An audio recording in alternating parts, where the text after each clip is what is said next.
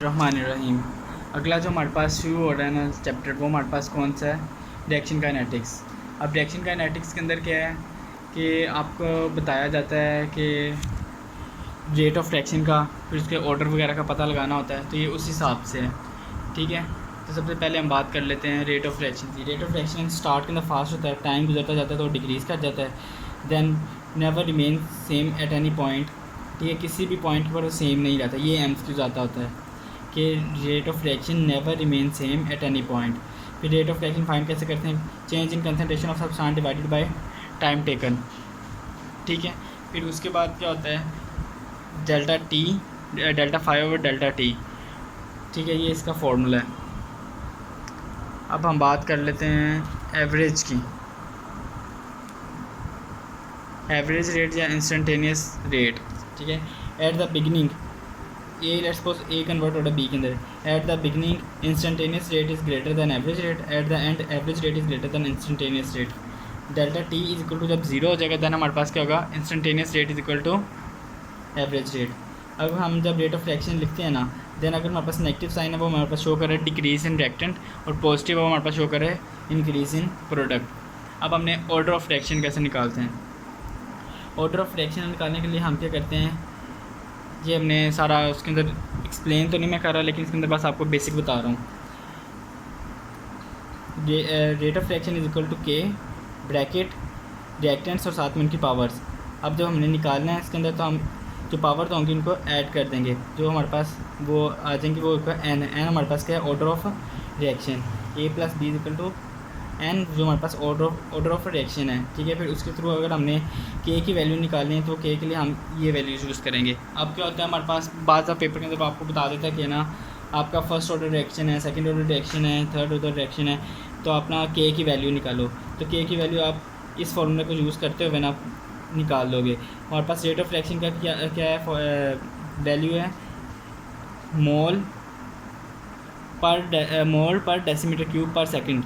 ठीक है, अब देखो ज़रा इसकी सिंपल जो है ना, अगर आपको मतलब कुछ भी नहीं याद इसमें से कि आपने कैसे पुट करना था, तो आप सिंपल ये फॉर्मूला याद रखो, mole per decimetre cube bracket 1 minus N S. यहाँ पे एन के हमारे पास order of reaction.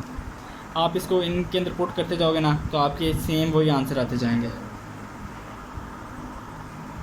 Most important, if we increase concentration of reactant 2 times, rate of reaction increases 4 times, then order of reaction. Rate of reaction का directly relation है reactant की power N से। अब वो हमें क्या कह रहा है कि हमारे पास रिएक्टेंट को हमने कितना टाइम्स इंक्रीज़ करना है? 2 टाइम्स इंक्रीज़ करें तो हमारे पास रेट जो होता है वो 4 टाइम इंक्रीज़ कर जाता है। तो ऑर्डर ऑफ रिएक्शन क्या है? अगर हमारे पास रेट 4 है, रिएक्टेंट हमने 2 टाइम्स इंक्रीज़ करें हैं, तो अब हमें एन हमने फाइंड करना है, तो हम एन क्या लगाएंगे तो हमारे पास 4 आएगा। एन हम 2 लगाएंगे तो हमारे पास 4 आएगा। ठीक है, तो एन की पावर हमारे पास क्या है? 2। मतलब हमारे पास ऑर्डर ऑफ रिएक्शन क्या है? 2। उसी तरह अगर हमारे पास दिया गया है if we increase concentration of reactant 8 times and rate increases 2 times, then order of reaction rate directly proportion to reactant bracket N. Rate reactant हमारे पास 8 टाइम इंक्रीज़ किया है और रेट ऑफ रिएक्शन हमारे पास 2 टाइम इंक्रीज़ किया है। अब हमने क्या करना है, इसको हम सेम करने के लिए 2 की पावर 3 लिख सकते हैं।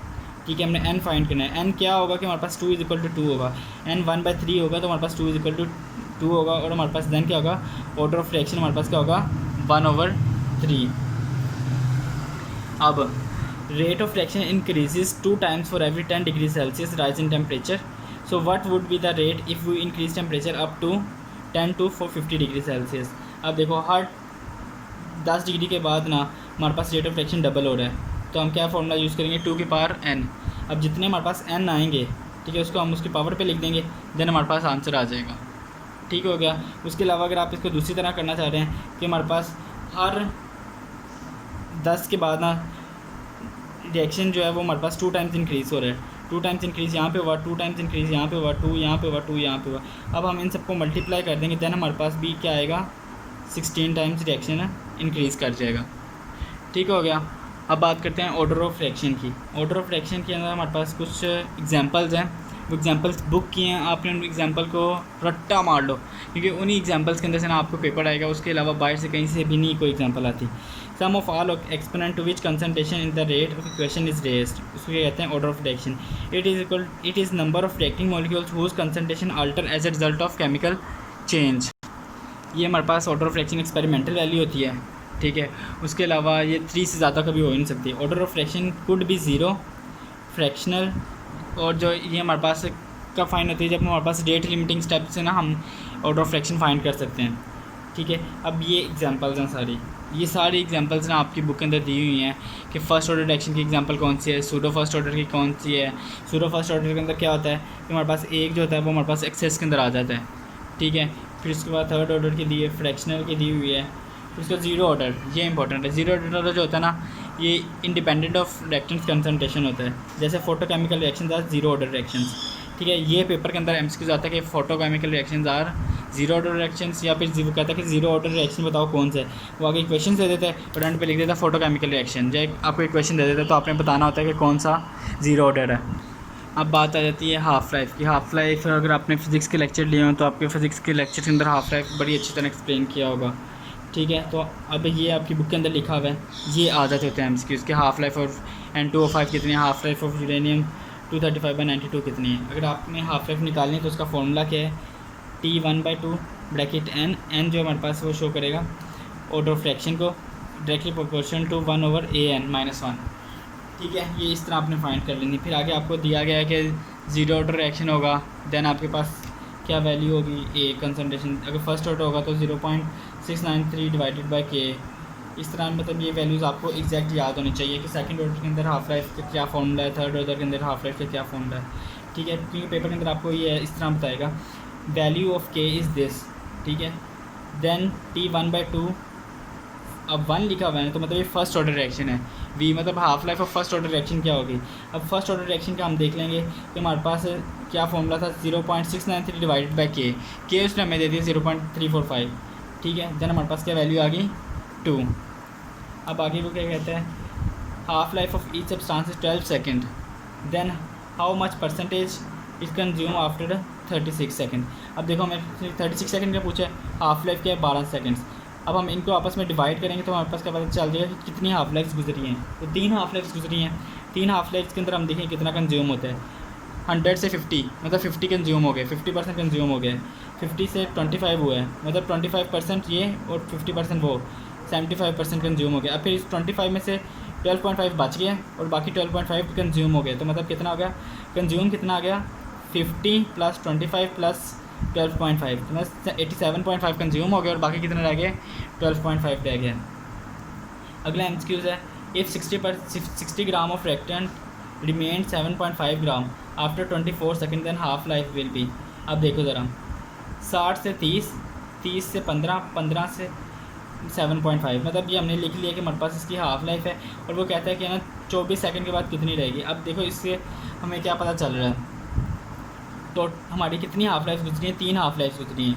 टोटल टाइम उसने हमें दिया हुआ है 24 divided by 3 half life is equal to 8 second. मतलब उसके कितना हमारे पास उसकी हाफ लाइफ है, वो हमारे पास हाफ लाइफ है उसकी 8 सेकंड की.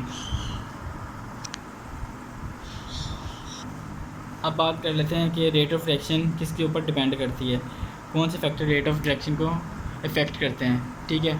Concentration of reactant, nature of reactant, temperature, light, surface area, ये रिप्रेजेंट करते हैं. फिर उसके अलावा हमारे पास क्या होता है कि हम किन मेथड्स के थ्रू ना रेट ऑफ रिएक्शन निकाल सकते हैं, ठीक है. कुछ फिजिकल मेथड हैं और कुछ केमिकल मेथड्स हैं. हमारे जो सिलेबस के अंदर है वो हमारे पास फिजिकल मेथड्स हैं, ठीक है. फिजिकल मेथड्स के अंदर कौन कौन से, spectrometry directly related to rate of reaction, ये फिजिकल मेथड्स हैं. स्पेक्ट्रोमेट्री के से हम किस तरह पता करते हैं, एब्जॉर्प्शन ऑफ लाइट के थ्रू, इलेक्ट्रिकल कंडक्शन कंडक्टिविटी के through, optical rotation optically active substances के थ्रू पता चल जाता है. डायलोमेट्री चेंज इन वॉल्यूम के थ्रू, रिफ्रैक्टोमेट्री किसके through, change in refractive index के थ्रू. इस तरह हमें पता चल जाता है कि ऑर्डर ऑफ रिएक्शन क्या है, ठीक है. अब उसके बाद हमारे पास क्या आ जाता है कि आपने हाफ लाइफ फाइंड करनी है या ऑर्डर ऑफ रिएक्शन फाइंड करना है तो किस तरह फाइंड करना है, ठीक है. बेसिकली आपको पेपर के अंदर अब आगे 4 एग्जांपल्स हैं, उन एग्जांपल्स के थ्रू ना आपको मैं समझाऊंगा कि पेपर के अंदर आपको रेट ऑफ रिएक्शन आ जाता है, निकालने के लिए आपने किस तरह निकालना है, ठीक है. अब सिंपल सी चीज़ देखो, कि हाफ लाइफ मेथड का फॉर्मूला है, ये फार्मूला आपको दे देते हैं ऑर्डर ऑफ फ्रैक्शन के ना, मतलब वो आपको कह देते हैं कि हाफ लाइफ मेथड से ऑर्डर ऑफ फ्रैक्शन फाइंड करना, तो आप बताओ फार्मूला क्या यूज़ होगा, ठीक है। और ये फार्मूला ये आपकी बुक के अंदर भी लिखा हुआ है। और फिर वो आपको कहते हैं मेथड ऑफ लार्ज एक्सेस के थ्रू बताओ किस तरह है। अब उसके अंदर क्या होता है कि आपका एक कंपाउंड को एक कंसनट्रेशन को एक्सेस में कर देते हैं, दूसरी को चेंज करते हैं, और फिर उसके साथ ना जो हमारे पास एंड वाला इनिशियल रेट होता है ना, उसको देखा जाता है। अब देखो इसके अंदर क्या कर रहे हैं, शुरू के 3 स्टेप्स के अंदर इन्होंने ए को कांस्टेंट रखा हुआ है, ठीक है, तो हम ए को भूल जाएंगे। अब हम क्या करेंगे, बी का देखेंगे इनिशियल रेट के साथ क्या इफेक्ट है, ठीक है। बी को अगर डबल करेंगे तो हमारे पास इनिशियल रेट डबल हो रहा है, बी को ट्रिपल करेंगे इनिशियल रेट ट्रिपल हो रहा है, तो मतलब जो रेट ऑफ रिएक्शन है वो बी के डायरेक्टली प्रोपोर्शनल है। देन फिर उसके बाद हम क्या करेंगे, उसके बाद हम करेंगे कि हम देख लेंगे कि हमारे पास अब हम क्या कर रहे हैं कि हमने बी को कांस्टेंट रख लिया, बी को एक्सेस में कर दिया है, ठीक है। अब हम देख रहे हैं कि ए को डबल किया है, ए को ट्रिपल किया है, लेकिन हमारे पास इनिशियल रेट के ऊपर कोई फ़र्क नहीं पड़ रहा, तो मतलब जो रेट ऑफ रिएक्शन है वो ए से इंडिपेंडेंट है और बी के डायरेक्टली प्रोपोर्शनल है। तो हम इसका क्या लिखेंगे, R is directly proportional to B, R is directly proportional to A की पावर 0, मतलब ए के ऊपर डिपेंड नहीं कर रहा, आर इज इक्वल टू के ए के ऊपर डिपेंड नहीं कर रहा, बी के ऊपर डिपेंड कर रहा है, ठीक है। तो इस तरह हमारे पास क्या है, ये सूडो फर्स्ट ऑर्डर रिएक्शन होगा। देन उसके बाद अगली एग्जांपल है, ठीक है, इसको हम एंड पे करेंगे, इसको मतलब ऑर्डर मैंने लिखा हुआ है लेकिन हम इसको एंड पे देखेंगे।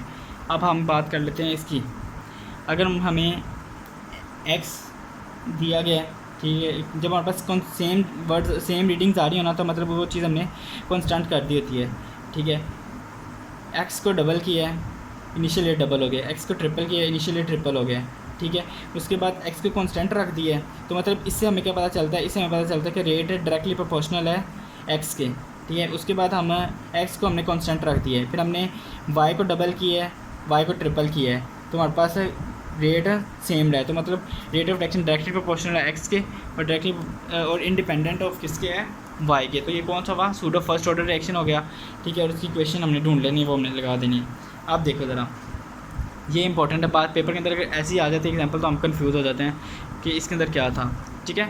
अब इसके अंदर क्या है कि ना सेम रीडिंग्स देख लो, किसको कांस्टेंट रखा, वाई को कांस्टेंट रखा हुआ है उन्होंने। अब एक्स को और इनिशियल रेट को हम कंपेयर कर लेंगे, एक्स को हम डबल करेंगे तो हमारे पास जो इनिशियल रेट है ना वो हमारे पास 4 टाइम हो रहा है, अगर हम एक्स को ट्रिपल करेंगे तो इनिशियल रेट हमारे पास 9 टाइम हो रहा है, तो मतलब कि जो हमारे पास जो रेट ऑफ रिएक्शन है ना वो एक्स के हमारे पास क्या है, एक्स के स्क्वायर रूट के इक्वल है, ठीक है।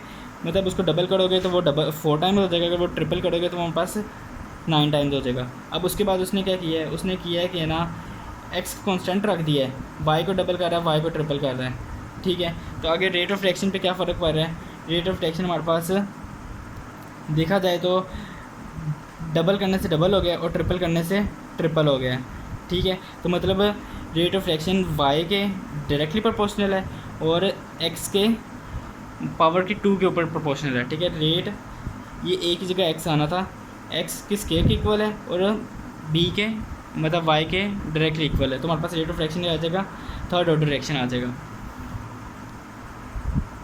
अब इसी के साथ हमें ये एग्जांपल आखिरी है, इसके अंदर मैंने ऑर्डर नहीं लिखा हुआ, ये हमने खुद अब देख लेते हैं। ए को कांस्टेंट रखा हुआ है, बी को डबल किया है, बी को ट्रिपल किया है, ठीक है। रेट ऑफ रिएक्शन डबल हो गया, रेट ऑफ रिएक्शन ट्रिपल हो गया, मतलब बी के हमारे पास क्या है, rate of reaction directly proportional to B की कंसनट्रेशन, ठीक है। अब इसके अंदर हमने क्या किया है, हमने ए को डबल किया है, ए को ट्रिपल किया है, ठीक है। हमने देखना पहली रीडिंग के साथ ये ए को डबल किया, ए को ट्रिपल किया है, तो हमारे पास क्या फ़र्क है, जब ए को डबल किया है ना तो हमारे पास वैल्यू 4 टाइम्स हो गई है, जब ए को ट्रिपल किया है तो वैल्यू हमारे पास 9 टाइम्स हो गई है, ठीक है। तो मतलब कि रेट ऑफ रिएक्शन है ए के स्क्वायर के इक्वल है, तो हमारे पास ऑर्डर क्या आ जाएगा इसके अंदर, आर इज इक्वल टू के ए स्क्वायर बी, ठीक है। ये पेपर इसके अंदर ना पेपर के अंदर इस तरह के एमसीक्यूज़ आ जाते होते हैं। अब जो आर्हीनियस इक्वेशन है इसके अंदर बेसिकली आपको अगर एमसीक्यूज़ देता है ना तो वो एमसीक्यूज़ आपको ना इन 2 पॉइंट्स में से दे देता है, ठीक है। इन 2 पॉइंट्स के अंदर आपको दे देता है एमसीक्यूज़। और अब अगला है कि which of the following is fastest and exothermic reaction. अब हमने एक्सोथर्मिक रिएक्शन मतलब जिसके अंदर एनर्जी रिलीज़ होगी, अब हमने देखना है कि किसमें एनर्जी रिलीज़, इसमें गेन और इसमें गेन, मतलब ये एंडोथर्मिक है, ये दोनों ऑप्शन ख़त्म हो गए। अब इसमें रिलीज़ हो रही है और इसमें रिलीज़ हो रही है एनर्जी, ठीक है। अब हमने इसके अंदर क्या देख लेना, इनके अंदर हमने देख लेना कि किसकी एक्टिवेशन एनर्जी कम है। जिसकी एक्टिवेशन एनर्जी कम होगी वो ज़्यादा जल्दी हो जाएगा और वो एक्सोथर्मिक हमें पता चल ही रहेगा।